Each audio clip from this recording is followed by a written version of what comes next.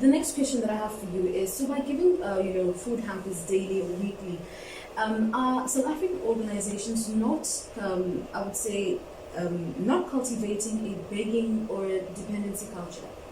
One, as I said, poverty has to be addressed in two different ways. The most immediate pressing issue of addressing poverty today is to give handouts.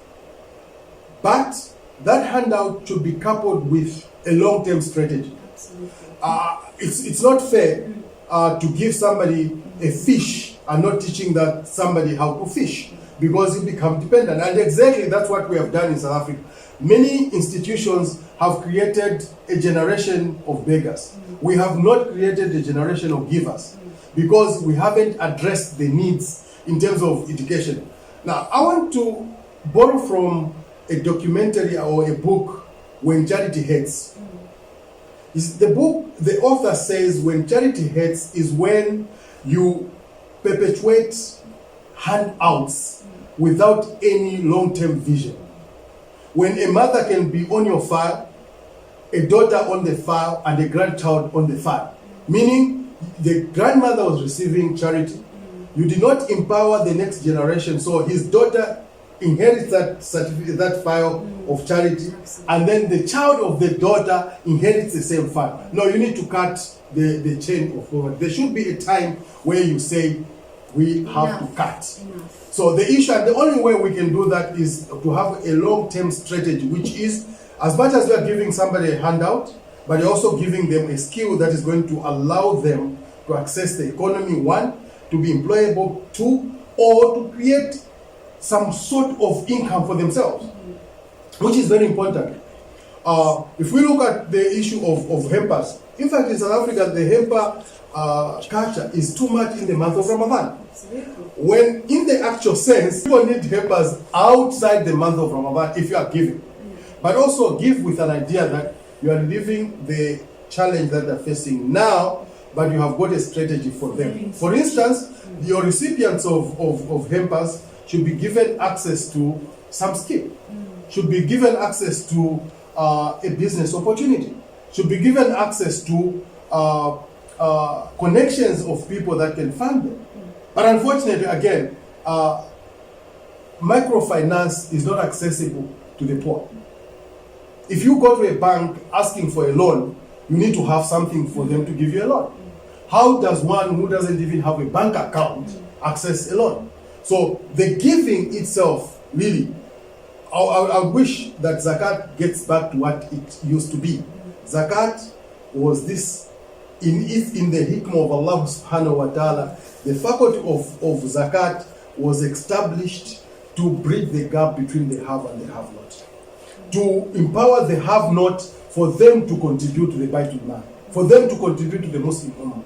And truly, if people discharge their zakat today, and if their zakat was used according to the way it was supposed to be used, we are not going to find any single Muslim who was living in poverty in this country.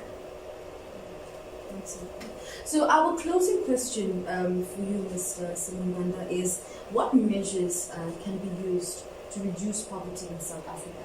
One, I think there are quite a number of issues that we have to look at. At policy level, the current policies of government will not help reduce poverty because the economical growth between 2018 to 2030 is projected at 1.4%. 1.4% cannot create employment. The COVID-19 has created another challenge where a lot of jobs were lost. So what needs to be done now? One, we need to give as many people access to the means of production. In short, for as long as people do not have access to land, they cannot go back to agriculture, there cannot be any food security for us to create enough food. Because when you create enough food, you are contributing directly to the ending of poverty. When people have access to food, they have access to healthcare, they have access to jobs, and they have access to the economy, then you are talking in terms of mitigating the ends of poverty. What can be done? One is to ensure that the policies of the government are in line with the current demands. People need land for them to go back to agriculture. Is the government willing to do so? Yes. A number of hectares have been given out in the recent past, and I hope that it will be given to people that are going to utilize it to the best of their ability. Secondly, there should be more resources put across in high learning institutions. For instance, the universities today, our universities in South Africa, it's amazing that we haven't heard of many universities in South Africa making the researches in terms of the vaccines. We haven't heard of much of our universities coming up with helping the government in terms of policy development to mitigate the issues of poverty. We have not, but what is the limitation? The access to resources, which is quite a challenge. A lot of resources in South Africa is lost to corruption. A lot of resources is lost to mismanagement of resources. So we need to capacitate the people. The people need to be capacitated for them to play a critical role in accessing, but also those people that have got access to land, what resources is at their disposal for them to utilize the land. Those people that have access to industries. Today, a lot of things, we depend on things that are manufactured out elsewhere. Why can't we revamp? And this is another issue. Our government need to revamp the clothing industry, which we have lost.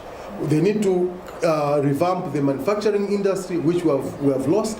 They need to revamp our mining sector, which is literally lost.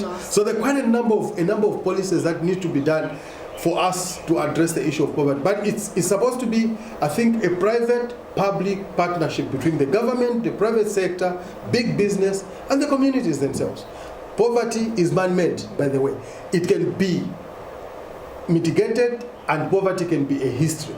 Only if we live in a more equitable society where greed and exploitation of others is taken to a backseat. We need a willing government that is going to address the challenges that we have today, but also need the social, the civil society that is not only going to advocate for change, but they should be agents of change themselves. I mean, we cannot speak. I don't see a reason why we can fail to speak to power if we have brilliant ideas. But unfortunately, what ideas do we have? If majority of the so-called big charities would collect resources in a country that is in need and go and spend it in some rich countries. I'll give you a very good one. When there was a fire in Australia, there was a lot of charities in South Africa we all wanted to go and aid Australia. We have had fires today in South Africa, in Free State. I've not heard one charitable organization that is saying we are going to donate seeds, we are not going to donate fertilizer, we are going to donate feed for the animals or for the people that have been affected in Free State. So we need a collective and I think a holistic approach for us to mitigate the drivers of poverty. Thank you so much for that amazing and informative interview. Jazakallah so much, and Jazakallah for having me. And thank you for watching today's edition of Let's Sit Down with myself, Bibi Amina Fili. Don't forget to join us every weekend as we give you your amazing dose of what's happening around us. Don't forget to like us on Facebook and follow us on Instagram. And if you'd like to send us your feedback, you can send it to Let's Sit Down with B South Africa @gmail.com. From the team and I, it's a goodbye for now.